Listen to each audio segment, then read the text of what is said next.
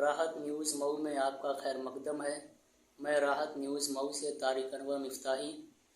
میں مولانا محمد قاسم صاحب مظاہری صدر المدرسین مدرسہ ریاض الرضوان علی نگر مئو کو اولاد کی تربیت میں والدین کے کردار سے متعلق مختصر بیان کے لیے مدعو کرتا ہوں۔ نحمده ونصلي على رسوله الكريم أما بعد أعوذ بالله من الشيطان الرجيم بسم الله الرحمن الرحيم إنما أموالكم وأولادكم فتنة وقال أنفسكم وأهليكم نارا صدق الله العظيم۔ محترم بزرگوں، اسلامی بھائیوں، ہمارے اور آپ کے گودوں میں یہ اولاد اللہ کی بہت بڑی نعمت ہے، اور یہ نعمت بطور امتحان کے ہیں۔ اللہ پاک نے قرآن کریم کے اندر بیان فرما دیا کہ تمہاری اولاد تمہارے لیے آزمائش ہے۔ آگے فرمایا کہ اور اس کے لیے اجر ہے۔ اس وجہ سے کہ اولاد یہ ہماری گودوں میں کھیل کھلونے نہیں ہیں کہ ہم انہیں یوں ہی بیکار چھوڑ دیں، بلکہ یہ اولاد ہمارے لیے نعمت بھی ہیں اور آزمائش بھی۔ وہی معنی کہ اللہ پاک نے قرآن کریم کی آیت کا جو دوسرا ٹکڑا میں نے تلاوت کیا ہے کہ قوا انفسکم واہلیکم نارا، کہ اے لوگوں اپنے کو اور اپنے عیال کو جہنم کی آگ سے بچاؤ۔ اس میں یہ نہیں فرمایا کہ قوا انفسکم، بلکہ یہ بھی فرمایا واہلیکم، کہ اپنے کو اور اپنے عیال کو بھی جہنم کی آگ سے بچاؤ۔ یہ ایک ذمہ داری دی ہے والدین کو کہ آپ جو ہے والدین کی ذمہ داری ہوتی ہے کہ وہ اپنے بچوں کی تربیت اسلامی نہج پر کریں،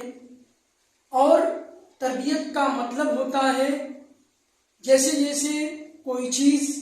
پروان چڑھتی جائے بڑھتی جائے آگے، اس کی ویسے ویسے اس انداز سے اس کی تربیت کیا جائے۔ اسی وجہ سے قرآن کریم کے اندر رب فرمایا گیا ربا یربی، کہ جیسی انسان کو ضرورت ہو ویسی اس کی ضرورت کا انتظام کیا جائے، اور یہ ذمہ داری ہوتی ہے مربی کی۔ اس لیے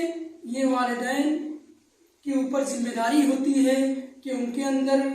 صحیح شعور کو تربیت دیں اور صحیح فکر پیدا کریں، اور صحیح سلیقہ اور طریقہ ان کو اپنی ذات سے دیں کہ وہ جو ہے آپ کی بھی آنکھوں کی ٹھنڈک ہو اور گاؤں سماج بلکہ پورے اسلام کی ایک آبرو بنے۔ اس لیے اللہ پاک نے قرآن کریم کی ان دونوں آیتوں کے اندر اولاد کا ایک تصور پیش کیا ہے کہ اولاد کی ذمہ داری ماں باپ پر ہوتی ہے۔ میں جو ہے مثال پیش کرتا ہوں عموماً کہ ایک میونسپلٹی کے 3 ورکر ہوتے ہیں، اور یہ جو ہے کام کرتے ہیں، اور ایک مرتبہ یہ ورکر میں سے اپنی ڈیوٹی پر آئے، اس میں سے ایک جو ہے 3 میں سے ایک جو ہے گڈھا کھود رہا ہے، دوسرا پاٹ رہا ہے۔ تو ایک آدمی کھڑا اس سے دوسرا پاٹ رہا ہے، ایک آدمی کھڑا ان سے پوچھ رہا ہے کہ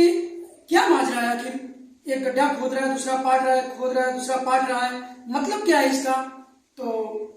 بتایا گیا کہ اس کمیونٹی کے 3 ورکر تھے نگر کے، جن کی ذمہ داری تھی ایک کا گڈھا کھودنا، اور دوسرے کا بیج ڈالنا، اور تیسرے کو اس کو پاٹنا۔ اب جو ہے ان میں سے ایک ورکر جو ہے غائب ہے، ہم اپنی ڈیوٹی کو انجام دے رہے ہیں، اور وہ ڈیوٹی سے جو مسلسل غائب ہیں وہ والدین ہیں، جن کی جو حاضری سے بیج ڈالا جا سکتا تھا، ایک اچھا اور پھلدار تناور درخت ہو سکتا تھا، وہ مسلسل اپنی ڈیوٹی سے غائب ہیں۔ اس لیے بچوں کے اندر ایک نگیٹو سوچ پیدا ہو رہی ہے، ایک منفی سوچ پیدا ہو رہی ہے، اور سماج میں جو ہے ایک غلط راہ اختیار کر رہے ہیں۔ اس میں ماں باپ اپنی ڈیوٹی سے مسلسل غائب ہیں،